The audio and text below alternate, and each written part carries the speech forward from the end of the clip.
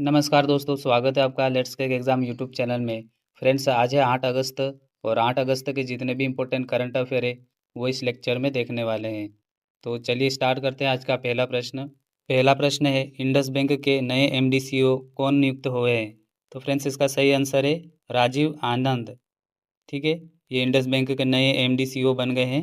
Indus bank की बात करें तो इसकी स्थापना होती है 1994 को। मुख्यालय ये मुंबई महाराष्ट्र में और संस्थापक कौन है? श्री एसपी हिंदुजा है। वर्तमान सीईओ कौन बन गए अभी? ये राजीव आनंद बन गए हैं। टैगलाइन क्या है इसकी? We make you feel richer. ठीक है फ्रेंड्स, तो ये इंडस बैंक के बारे में ध्यान रखेंगे। नए एमडी सीईओ बन गए हैं राजीव आनंद। अब फ्रेंड्स, जितने भी अभी नए एमडी सीईओ बने हैं और अपॉइंटमेंट हुई है उनको देख लेते हैं।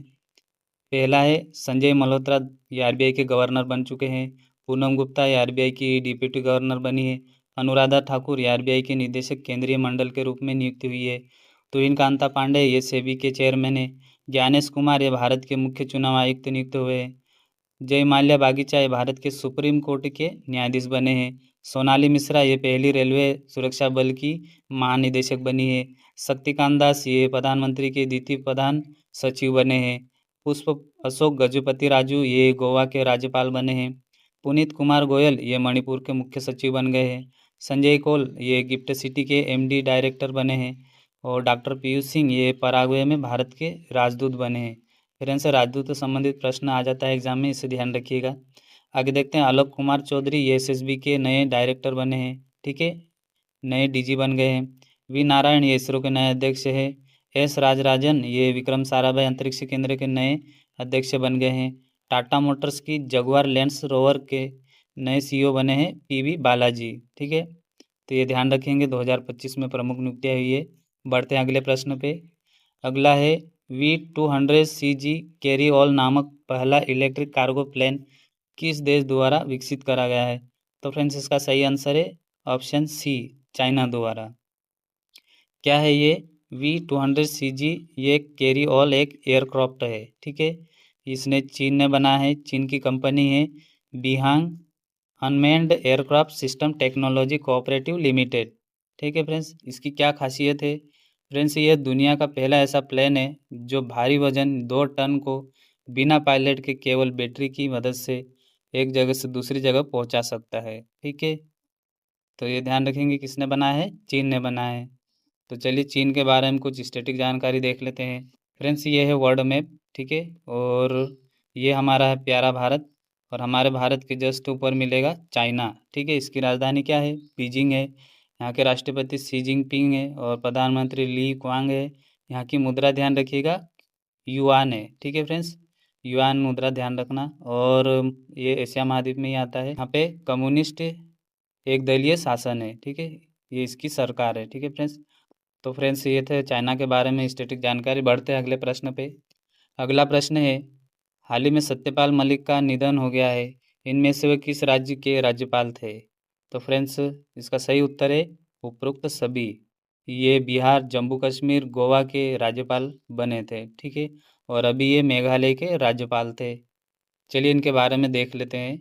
सत्यपाल मलिक का एक भारतीय राजनीतिक और वरिष्ठ प्रशासक थे। उन्होंने कई राज्यों में राज्यपाल के रूप में सेवा दी है। वे खुले विचार वाले, बेबाक बोलने वाले और संवेदनशील मुद्दों पर टिप्पणी करने वाले नेता में जाने जाते थे। ठीक है फ्रेंड्स, इनका 79 वर्ष की उम्र में अभी ये निधन हो चुका है। फ्रेंड्स, अभी हाल ही में निधन हुए हैं उनके बारे में देख लेते हैं अभी। पहला है वीएस अच्युतन, ये केरल के पूर्व मुख्यमंत्री थे। इनका भी निधन हो चुका है 101 वर्ष में। डॉक्टर नामपर रूमाल स्वामी ये प्रसिद्ध नेत्र चिकित्सक थे। इनका भी निधन हो चुका है 85 वर्ष में। रतन थियम ये रंगमंचक निर्देशक और पद्मश्री विजेता थे। फिश वेंकट ये तेलुगु कॉमेडियन थे। ये 18 जुलाई इनका निधन हो चुका है। ठीक है, धीरज कुमार अभिनेता और टीवी निर्माता थे। के एल गुप्ता ये उत्तर प्रदेश के पूर्व डीजीपी थे। भारतीय मूल के ब्रिटिश अर्थशास्त्री लॉर्ड मेघनाथ देसाई, इनका भी निधन हो चुका है। और झारखंड के पूर्व मुख्यमंत्री शिंबू सोरेन, ये भी हाल ही में इनका निधन हो गया है। ठीक है फ्रेंड्स, तो ये ध्यान रखेंगे प्रमुख निधन थे। बढ़ते अगले प्रश्न पे। अगला है वर्ल्ड एयर ट्रांसपोर्ट स्टैटिस्टिक्स 2024 के अनुसार भारत अब दुनिया का कितना सबसे बड़ा? तो इसका सही उत्तर है 5वां। ठीक है फ्रेंड्स। फ्रेंड्स, दुनिया में सबसे ज़्यादा एयरक्राफ्टों में से भारत भी विमानन बाजार में अभी 5वां स्थान रखता है। ठीक है, पहले स्थान पे कौन है? यूएसए है, और दूसरे पे है चाइना, तीसरे पे है यूनाइटेड किंगडम, चौथे पे है इंडोनेशिया और पांचवें पे है भारत। ठीक है फ्रेंड्स, आगे देखते हैं। भारत अब 5वें स्थान पर है। इससे पहले वे 7वें और 8वें स्थान पर रहा था। भारत ने 2024 में 24.1 करोड़ यात्रियों को संभाला था। इसके अलावा मुंबई दिल्ली रूट दुनिया का 7वां सबसे बड़ा व्यस्त घरेलू मार्ग बना है। यह बदलाव भारत में तेजी से बढ़ती एयरलाइन सेवाओं और इंफ्रास्ट्रक्चर विस्तार के कारण हुआ है। दिल्ली मुंबई रूट सबसे बड़ा 7वां व्यस्तम घरेलू मार्ग बना है। फ्रेंड्स, इसके अलावा ध्यान रखेंगे कि जो सबसे भारत का सबसे व्यस्तम एयरपोर्ट कौन सा है? वो दिल्ली का है, इंदिरा गांधी एयरपोर्ट। ठीक है फ्रेंड्स, ये ध्यान रखेंगे आप। चलिए बढ़ते हैं अगले प्रश्न पे। अगला है, भारत में डाक विभाग में 1 सितंबर से किस सेवा को बंद कर स्पीड पोस्ट में मिलाने जा रहा है? तो फ्रेंड्स, इसका सही आंसर क्या है? रजिस्टर्ड पोस्ट सेवा। ठीक है फ्रेंड्स। फ्रेंड्स, ये डाक विभाग ने 1 सितंबर 2025 से रजिस्टर्ड पोस्ट सेवा भी बंद कर देगा। ठीक है, अब यह सेवा स्पीड पोस्ट के माध्यम से मर्ज कर दी जाएगी। रजिस्टर्ड पोस्ट सेवा लगभग 50 साल पुरानी पद्धति है। यह फैसला डाक विभाग के मॉडर्नाइजेशन प्लान के तहत किया गया है। आगे देखते हैं भारतीय डाक सेवा के बारे में। फ्रेंड्स, इसकी स्थापना होती है 1 अक्टूबर 1854 में। ठीक है, संस्थापक कौन थे? लॉर्ड डलहौजी थे। और इसका मुख्यालय अभी कहाँ है? ये दिल्ली में है, संचार भवन में। ठीक है फ्रेंड्स, तो ये ध्यान रखेंगे। बढ़ते हैं अगले प्रश्न पे। अगला प्रश्न है, हाल ही में भारत ने राजनयिक संबंध की 75वीं वर्षगांठ पर किस देश के साथ 9 रणनीतिक समझौते पर हस्ताक्षर किए हैं? तो फ्रेंड्स, इसका सही आंसर है फिलीपींस। ठीक है फ्रेंड्स। फ्रेंड्स, भारत और फिलीपींस के बीच रणनीतिक साझेदारी को मजबूत करने के लिए अभी 9 एमओयू पर साइन करे हैं। यह समझौता राजनीतिक संबंधों की 85वीं वर्षगांठ के अवसर पर अभी ये फिलीपींस के राष्ट्रपति भारत आए हैं, फर्नांडिस मार्कोस जूनियर। ठीक है, ये 5 दिन की यात्रा पर भारत आए और यहीं पे ये राजनीतिक समझौते पर हस्ताक्षर करे गए हैं। ठीक है फ्रेंड्स, इस समझौते से व्यापार, रक्षा, साइबर सुरक्षा, विज्ञान, तकनीकी जैसे क्षेत्रों में बढ़ावा मिलेगा। भारत ने इंडो पैसिफिक क्षेत्र में शांति और स्थिरता के लिए सहयोग की बात करी है। इसके अलावा रक्षा क्षेत्र में विशेष रूप से सुरक्षा उपकरण और प्रशिक्षण और समुद्री सहयोग पर बल दिया गया है। तो फ्रेंड्स, ये ध्यान रखेंगे। अब चलिए फिलीपींस की बात है, चलो मैप में देख लेते हैं फिलीपींस को। फ्रेंड्स, ये है वर्ल्ड मैप। ठीक है, और ये हमारा प्यारा भारत। हमारे भारत के ये मिलेगा पूर्व में फिलीपींस। ठीक है फ्रेंड्स, फिलीपींस की राजधानी क्या है? मनीला है। यहाँ के राष्ट्रपति है फर्डिनेंड मार्कोस जूनियर। इसकी मुद्रा क्या है? फिलीपींस पेसो है, और ये एशिया महाद्वीप में आता है। फ्रेंड्स, इसके अलावा ध्यान रखेंगे, जो अंतर्राष्ट्रीय चावल अनुसंधान केंद्र है, इसका मुख्यालय कहाँ है? मनीला फिलीपींस में है। ठीक है, ये भी ध्यान रखेंगे। तो चलिए बढ़ते हैं अगले प्रश्न पे। अगला है, देश की पहली तीरंदाजी लीग का आयोजन कहाँ किया जाएगा? तो फ्रेंड्स, इसका सही आंसर है नई दिल्ली में। आयोजन स्थल क्या है? नई दिल्ली है। ठीक है, इसका नाम क्या रखा है? आर्चरी इंडिया लीग है। ये कौन आयोजित करता है? ये आर्चरी एसोसिएशन ऑफ इंडिया द्वारा किया जाता है। यह भारत की पहली फ्रेंचाइज आधारित तीरंदाजी लीग होगी। यह आयोजन ओलंपिक्स स्तर के खिलाड़ी को प्रमोट करने के उद्देश्य से किया गया है। तो फ्रेंड्स, इसका सही उत्तर क्या है? ऑप्शन सी है नई दिल्ली। अब फ्रेंड्स, दिल्ली से संबंधित कुछ योजना हैं, उनके बारे में देखते हैं। पहला है जय भीम मुख्यमंत्री प्रतिभा विकास योजना। ये आर्थिक रूप से कमजोर छात्रों की कोचिंग के लिए योजना शुरू करी है दिल्ली सरकार ने। दिल्ली सरकार ने मुख्यमंत्री मुफ्त बिजली योजना शुरू करी है, 200 यूनिट तक फ्री बिजली बिल मिलेगा।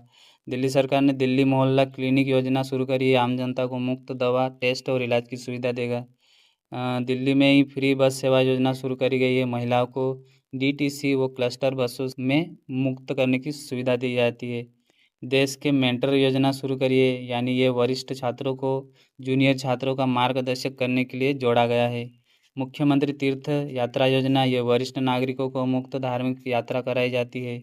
इसके अलावा ई दिल्ली सेवा, यह सभी सरकारी सेवाओं को ऑनलाइन करने के लिए एकीकृत पोर्टल है। डोर स्टेप डिलीवरी योजना, ये 100+ सरकारी सेवाएं लोगों के घर पर ही उपलब्ध कराई जाती है। ई पाठशाला ऐप ये ऑनलाइन शिक्षा को बढ़ावा देने के लिए दिल्ली सरकार ने लॉन्च किया है। तो फ्रेंड्स ये दिल्ली की कुछ प्रमुख योजनाएं थी, इन्हें ध्यान रखेंगे। बढ़ते हैं अगले प्रश्न पे। अगला प्रश्न है, भारत में राष्ट्रीय हथकरघा दिवस हर साल कब मनाया जाता है, यानी नेशनल हैंडलूम डे कब मनाते हैं? तो इसका सही आंसर है ऑप्शन सी 7 अगस्त को। चलिए फ्रेंड देखते हैं 7 अगस्त को ये क्यों मनाते हैं। फ्रेंड 7 अगस्त को 1905 को स्वदेशी आंदोलन की शुरुआत हुई थी। ठीक है, इसी ऐतिहासिक दिन की याद में हर साल 7 अगस्त को राष्ट्रीय हथकरघा दिवस के रूप में मनाया जाता है। यह दिन भारतीय हथकरघा क्षेत्र की सांस्कृतिक कारीगरी और आत्मनिर्भरता को सम्मान देने के लिए यह दिवस मनाया जाता है। फ्रेंड्स इस बार की थीम ध्यान रखें। थीम क्या रखी है? हथकरघा, महिला सशक्तिकरण और राष्ट्र सशक्तिकरण। ठीक है, तो ये इस बार की थीम रखी गई है। फ्रेंड्स चलिए थोड़ा और डिटेल में देखते हैं यह दिवस के बारे में। फ्रेंड्स 1905 में एक स्वदेशी आंदोलन शुरुआत हुई थी 7 अगस्त 1905 को। ये ब्रिटिश सरकार द्वारा बंगाल विभाजन के विरोध में भारत में स्वदेशी आंदोलन शुरू हुआ था। इस आंदोलन में भारत ने विदेशी वस्त्रों का विरोध और बहिष्कार करने के लिए और अपने देश में बने हथकरघा वस्त्रों को अपनाने का संकल्प लिया था। ठीक है, यानी जो विदेशी वस्त्र थे, कपड़े थे, उनका बहिष्कार कर जो खुद से बनाए हुए वस्त्रों को अपनाने का संकल्प लिया था। इसी की याद में ये दिवस मनाते हैं। फ्रेंड्स इसकी घोषणा कब करी गई थी? 2015 को प्रधानमंत्री नरेंद्र मोदी ने तमिलनाडु के चेन्नई में करी थी। ठीक है, भारत सरकार ने वर्ष 2015 में 7 अगस्त को आधिकारिक रूप से राष्ट्रीय हथकरघा दिवस के रूप में मनाए थे। अब चलिए कुछ प्रमुख दिवस है वो देख लेते हैं अगस्त माह के। पहला 1 अगस्त को विश्व फेफड़ा कैंसर दिवस मनाते हैं और 4 फरवरी को कैंसर दिवस मनाते हैं। अगला है मित्रता दिवस, 3 अगस्त को मनाते हैं। 6 अगस्त को हिरोशिमा दिवस, 7 अगस्त को राष्ट्रीय हथकरघा दिवस, 9 अगस्त को भारत छोड़ो आंदोलन दिवस मनाते हैं। 9 अगस्त को ही नागासाकी दिवस और 9 अगस्त को ही विश्व आदिवासी जनजाति दिवस मनाते हैं। 10 अगस्त को मनाते हैं विश्व लायन डे या विश्व शेर दिवस। 12 अगस्त को अंतर्राष्ट्रीय युवा दिवस। 19 अगस्त को विश्व फोटोग्राफी डे और 19 अगस्त को ही विश्व मानवतावादी दिवस भी मनाते हैं। और 23 अगस्त को राष्ट्रीय अंतरिक्ष दिवस मनाते हैं भारत में। 26 अगस्त को महिला समानता दिवस मनाते हैं। और फ्रेंड्स इसके अलावा ध्यान रखेंगे अंतर्राष्ट्रीय महिला दिवस ये 8 मार्च को होता है। 29 अगस्त को राष्ट्रीय खेल दिवस मनाते हैं मेजर ध्यानचंद की याद में। और 29 अगस्त को ही परमाणु परीक्षण विरोध दिवस मनाया जाता है। 30 अगस्त को लघु उद्योग दिवस मनाते हैं। तो फ्रेंड्स ये अगस्त माह के कुछ इंपॉर्टेंट दिवस थे, इन्हें ध्यान रखेंगे। तो फ्रेंड्स ये थे आज के करंट अफेयर। ठीक है, अब चलिए कल के प्रश्नों का रिवीजन कर लेते हैं। पहला है भारत की पहली फीफा गर्ल्स टैलेंट अकादमी किस शहर में शुरू हुई? तो इसका सही आंसर है हैदराबाद में। अगला है ओपन एआई कंपनी अगस्त 2025 में कौन सा नया मॉडल लॉन्च करेगी? तो ये GPT-5 लॉन्च करेगी। अगला है इंडिया इलेक्ट्रॉनिक मोबिलिटी इंडेक्स 2024 में ईवी चार्जिंग इंफ्रास्ट्रक्चर में टॉप पर कौन सा राज्य है? तो इसका सही आंसर है हरियाणा टॉप पे है। अगला प्रश्न है हाल ही में IIT गुवाहाटी ने ओहियो स्टेट यूनिवर्सिटी के साथ मिलकर कौन सी नई तकनीक का विकसित किया है? तो ये under water vibration voice sensor तकनीक का विकसित करा है। अगला प्रश्न है हाल ही में क्रोशिनिएगा ज्वालामुखी 60 वर्ष बाद किस देश में विस्फोटक हो गया है? तो इसका सही आंसर है रसिया में। अगला है एशियन शूटिंग चैंपियनशिप 2025 कहाँ आयोजित की जाएगी? तो ये कजाकिस्तान में करी जाएगी। अगला है टाटा मोटर्स की जगुआर लैंड रोवर के नए CEO कौन बन गए हैं? तो ये PB बालाजी बन गए हैं।